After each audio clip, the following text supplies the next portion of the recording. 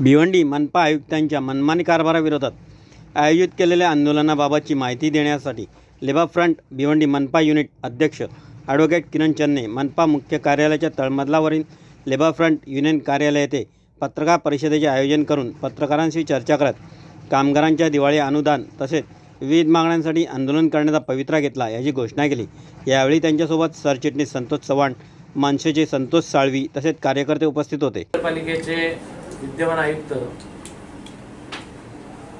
यांच्या समवेत सर्वच युनियनची बैठक दिनांक 1/11/2023 रोजी त्यांच्या दालनात झाली। त्यावेळी आम्ही असा मुद्दा उपस्थित केला की यावेळी बजेटमध्ये 6 कोटीची तरतूद अनुदानापोटी केलेली आहे। कामगारांची संख्या पाहता प्रत्येक कामगाराला 14,200 रुपये सानुग्रह अनुदान देणं हे महानगरपालिकेच्या बजेटरी प्रोव्हिजननुसार बंधनकारक आहे।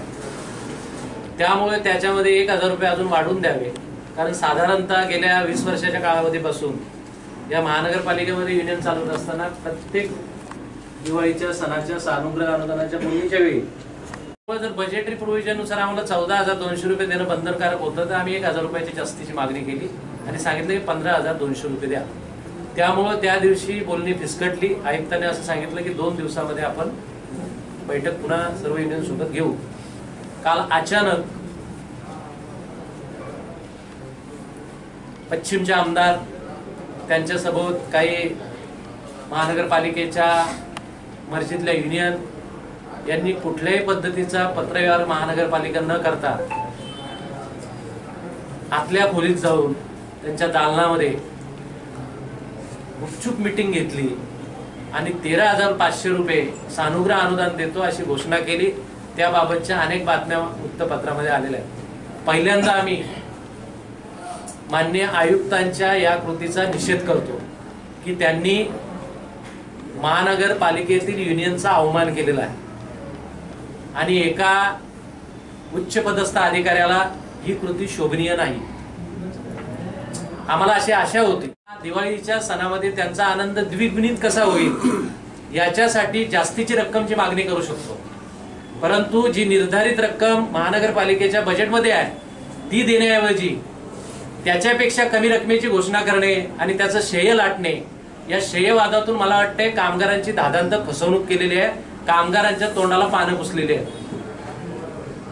लोकप्रतिनिधीचं कर्तव्य आहे की लोकप्रतिनिधींनी शेवटी कामगार या ग्रामीण क्षेत्रातील आणि शहरातील भिवंडीतीलच आहेत, त्यामुळे त्यांना कायद्याप्रमाणे तरी जी बजेटरी प्रोव्हिजन त्याप्रमाणे तरी त्यांना सानुग्रह अनुदान मिळालं पाहिजे। याच्यासाठी प्रयत्न न करता कमी रक्कम घोषित करणं आणि त्याच्यामध्ये देखील आम्ही आता दिवाळीला तुम्हाला 12,000 रुपये देतो आणि 1,500 रुपये नंतर देऊ।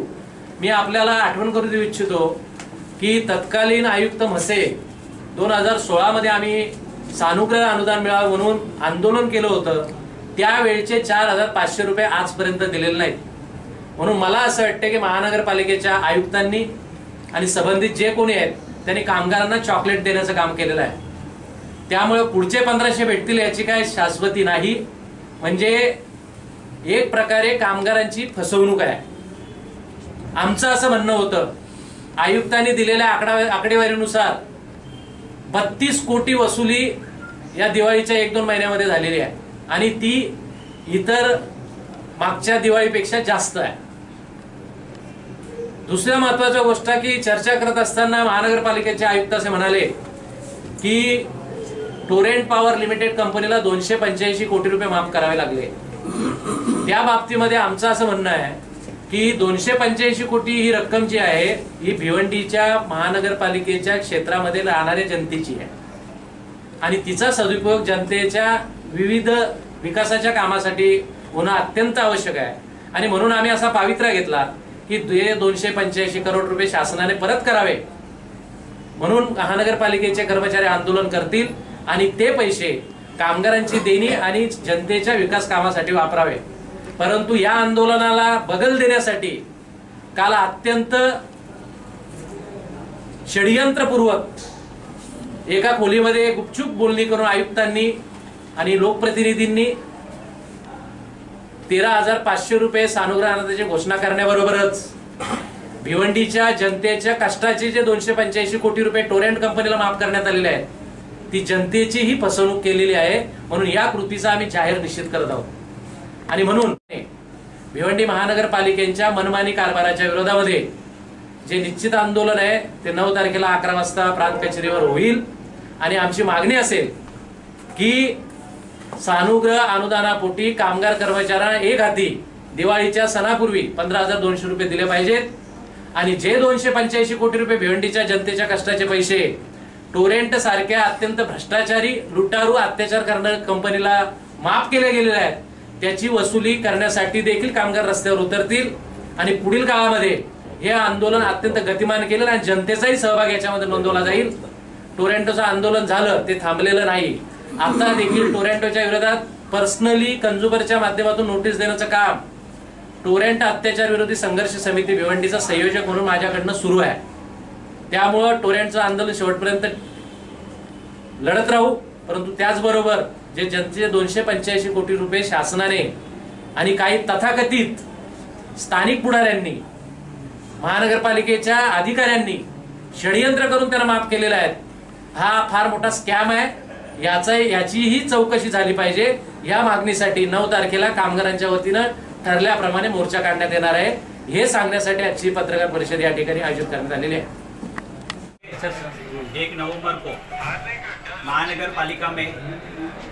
पालिका की तरफ से सबको दिवाली सानुग्रह अनुदान के लिए पत्र आया था कि इस दिन हमारी बैठक है, मीटिंग है, आप आइए.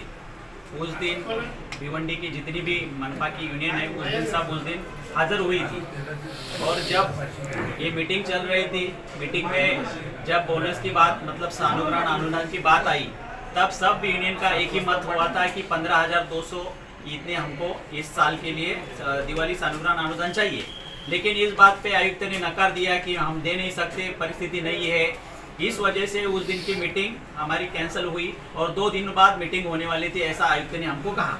लेकिन उसके बाद में कल हमको पता चला कि कुछ यूनियन ने यहाँ के जो लोग प्रतिनिधि हैं उनके साथ मिलकर गुपचुप जाके मीटिंग कर ली और जो दिवाली के सानुग्रह अनुदान का विषय है उन्होंने डिक्लेयर किया.